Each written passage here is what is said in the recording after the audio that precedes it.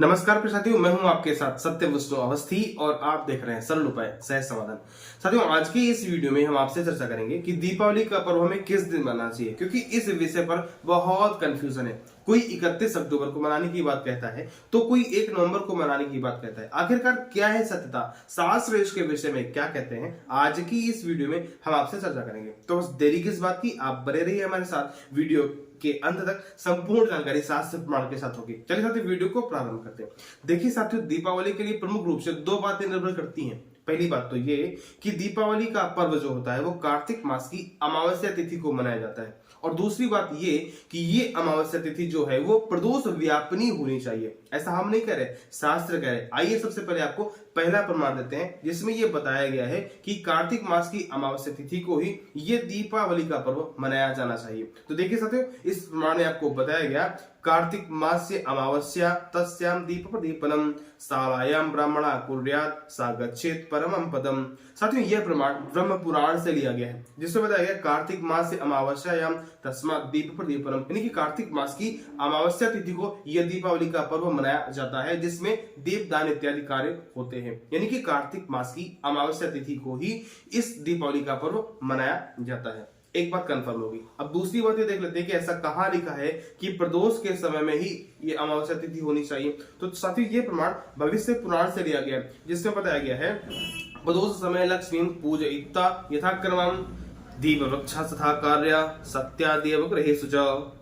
साथियों, भविष्य पुराण के इस श्लोक में आपको बताया गया, प्रदोष समय लक्ष्मी पूजयित्वा यथाक्रमम, यानी कि लक्ष्मी पूजन का जो दीपावली में मुहूर्त होता है वो कब होना चाहिए, प्रदोष के समय में ही लक्ष्मी पूजन किया जाता है। तो जाहिर सी बात है, लक्ष्मी पूजन प्रदोष समय में करेंगे तो अमावस्या तिथि प्रदोष काल के समय में व्याप्त तो होनी चाहिए, ऐसा इसका कर्म काल बताया गया। यानी कि अमावस्या तिथि प्रदोष काल में जिस दिन व्याप्त होगी उसी दिन इस दीपावली के व्रत को कर लेंगे। एक बात कंफर्म होगी ना कि अमावस्या तिथि को ही होना चाहिए, और वो अमावस्या तिथि कब होनी चाहिए, प्रदोष काल में होनी चाहिए। दो बातें कंफर्म होगी। अब आइए समझ लेते हैं कि अमावस्या कब से प्रारंभ हो रही है और कब तक ये जाएगी। फिर उसके बाद समझेंगे कि दोनों दिन सूर्यास्त का समय क्या रहेगा, फिर हम निष्कर्ष निकालेंगे। तो देखिए साथियों, जो अमावस्या तिथि है कार्तिक मास की, वो 31 अक्टूबर को दिन में 3:12 से प्रारंभ हो जाएगी। 31 अक्टूबर 2024 दिन गुरुवार को 3:12 से ये कार्तिक मास की अमावस्या तिथि प्रारंभ हो जाएगी। और ये जाएगी कब तक साथियों, ये अमावस्या तिथि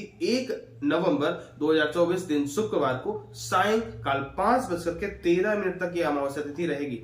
यानी कि 31 अक्टूबर को 3:12 से प्रारंभ होगी और 1 नवंबर को 5 सायंकाल में 13 तक ये अमावस्या तिथि रहेगी। अब ये देख लेते हैं कि दोनों दिन सूर्यास्त का समय क्या रहता। तो देखिए साथियों, जो सूर्यास्त का समय है वो 31 अक्टूबर को सायंकाल में 5:33 पर है, और 1 नवंबर को जो है वो 5:32 पर है। यानी कि 31 अक्टूबर को 5:33 पर सूर्यास्त होगा और 1 नवंबर को 5:32 पर सूर्यास्त होगा।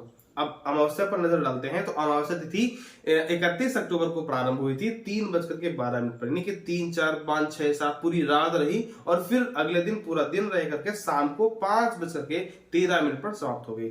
यदि 31 अक्टूबर पर नजर डालें तो अमावस्या तिथि प्रारंभ हो चुकी थी 3:12 पर, और जो सूर्यास्त हुआ था वो हुआ था 5:33 या 32 पर। यानी कि सूर्यास्त के समय को ये अमावस्या तिथि पा चुकी थी। हमने आपको बताया था कि प्रदोष काल के समय में ये अमावस्या तिथि होनी चाहिए। तो संशय आपके अंदर यह जरूर आया होगा कि प्रदोष काल का समय जो होता है वो क्या होता है। तो देखिए साथियों, सूर्यास्त के बाद 144 मिनट तक प्रदोष काल का समय होता है। 144 मिनट यदि हम बोले तो 2 घंटे 24 मिनट सूर्यास्त के बाद प्रदोष काल रहता है, 2 घंटे 24 मिनट तक। तो ये 31 अक्टूबर को हम देखें तो सूर्यास्त के बाद पूरा प्रदोष काल मिल रहा है अमावस्या में। फिर लेकिन 1 नवंबर की बात करें तो सूर्यास्त हुआ था 5:33 पर, और अमावस्या समाप्त हो गई थी 5:13 पर। यानी कि 19 मिनट पहले ही अमावस्या तिथि समाप्त हो गई। यानी कि प्रदोष काल में 1 नवंबर को अमावस्या नहीं मिली। जब नहीं मिली तो फिर इस दिन पर्व कैसे मनाएंगे, आप ही बताइए। मनाएंगे क्या?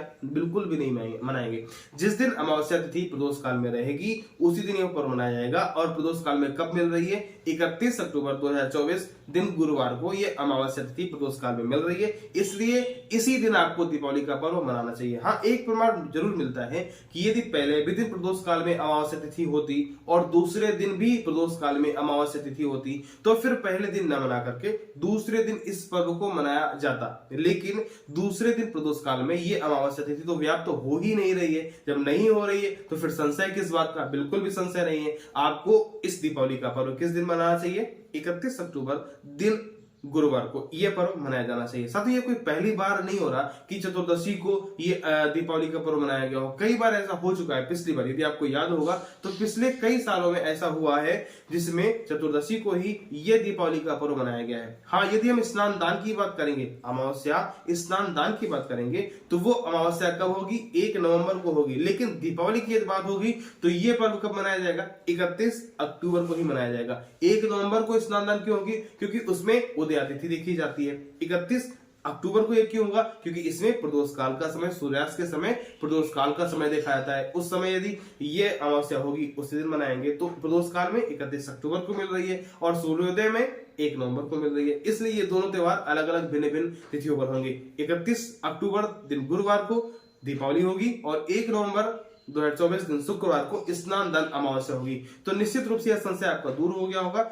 आज की इस वीडियो में इतना ही। अगले वीडियो में हम आपसे चर्चा करेंगे कि इस दीपावली के पर्व के शुभ मुहूर्त कौन से रहेंगे। आज के लिए इतना ही, मिलते हैं अगले वीडियो में, तब तक के लिए नमस्कार।